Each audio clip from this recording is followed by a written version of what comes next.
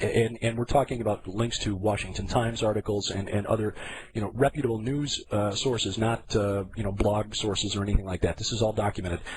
DeCamp began to investigate, and Senator DeCamp found to his horror that these allegations were true, that these were credible. Exactly. This is a man who really did go in with the intention of, A, finding the truth, but B, expecting that truth to be that it was untrue. This is just, when you hear about this story, when I heard about this story, I thought there's just no way. This is, again, another smear campaign that's being directed at solid conservative Republicans by a radical left-wing fringe. Exactly. At the time I lived in Nebraska, we've talked about this, there was very little information in the local press about it. You just really didn't hear any of this stuff. Right. Apparently it was squelched in the local press. Well, and that's not surprising, because some of the names that were brought out in the course of this investigation were very prominent names in the Omaha area, including, and I shouldn't name names here until I look up the actual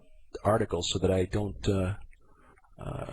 get this wrong, but we had some very prominent names here, including the then chief of police of the city of Omaha, a gentleman named Robert Wadman, the former publisher of the Omaha World Herald newspaper, Harold Anderson, a former vice squad officer who later went on to head the Forestry Service in Nebraska, Eugene Mahoney.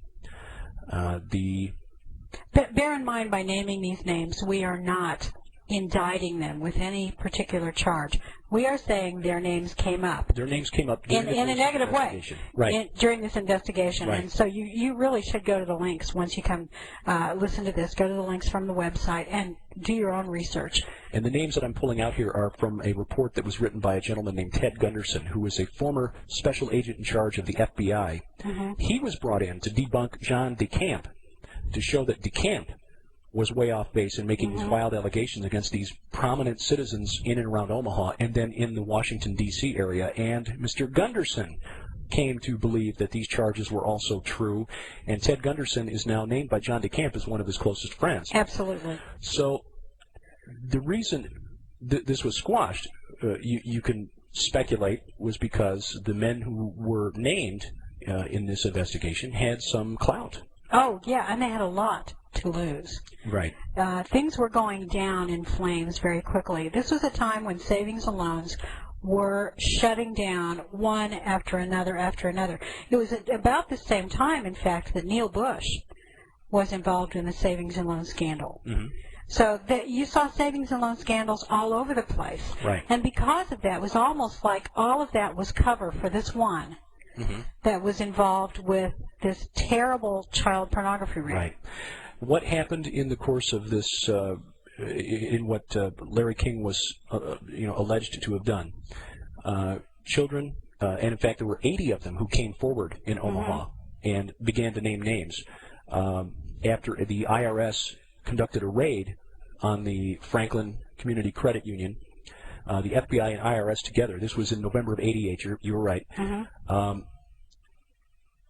What happened was that 4 of the first witnesses who came out, 2 of them recanted their stories under pressure. One of them was a young man named Troy Boner. His brother was, he died allegedly of suicide after playing Russian roulette. Yeah.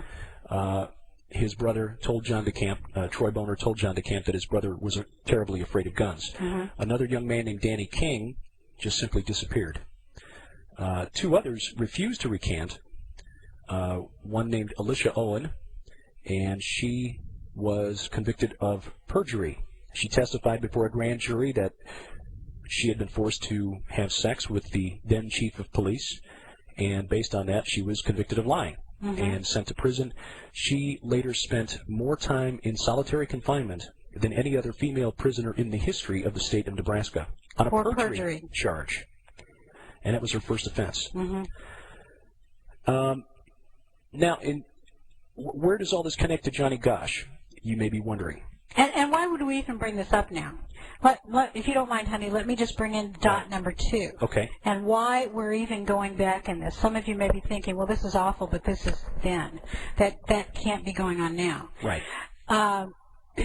Another item that has been in the news recently is something that took place in the South Yes. And Derek knows well what I'm talking about. Why don't you tell him about it, honey? Well, this is a story that just broke within the last couple of weeks out of Ponchatoula, Louisiana.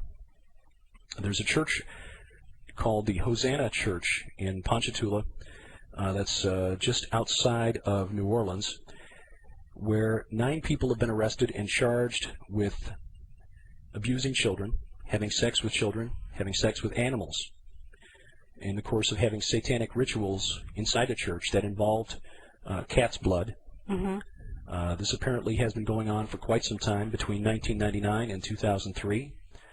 9 people include the former pastor of the church, a gentleman named Louise Slaughter, a former sheriff's deputy in the area, and a number of other people that are connected with the Hosanna Church. Now, this is a story, again, that when you look at it from the outside, is horrible, but people will tend to take these stories and kind of file them away in a mental filing cabinet as just one more case of a... That can't happen here. That can't happen here. These people are disturbed, and it's sick, but that's just an isolated case of very disturbed people, okay? Satanic ritual abuse of children just is not something that goes on. Exactly. Yeah, these people might have thought they were doing something for Satan, but it's not real. It doesn't really happen. Now we go to dot number 3, and that takes place in the UK, where large numbers of boys, mainly from Africa, are missing. This is a story that came out at the beginning of the month of May. And as we're going through here, I'm trying to keep up with my notes and not doing a very good job of it. But Scotland Yard admitted that in the course of investigating a really disturbing find about 5 years ago, in 2001, the torso of a young African boy was found in the Thames River, which is the river in London. All they found was the torso. Right. They suspected that it had something to do with a ritual sacrifice. And as part of the investigation, detectives went around to schools in the London area and asked for names of children who had just stopped coming to school. And detectives wound up with about 300 names altogether. They started trying to track down those boys to find out what had happened to them. Of the 300, and over the course of a year, they were only able to find 2. The other 298 are gone. Right. Generally, when they would go to the house with the address that was on file at the school, the people living there would say, he went back to Africa. And inquiries made through diplomatic channels went nowhere. They couldn't find him.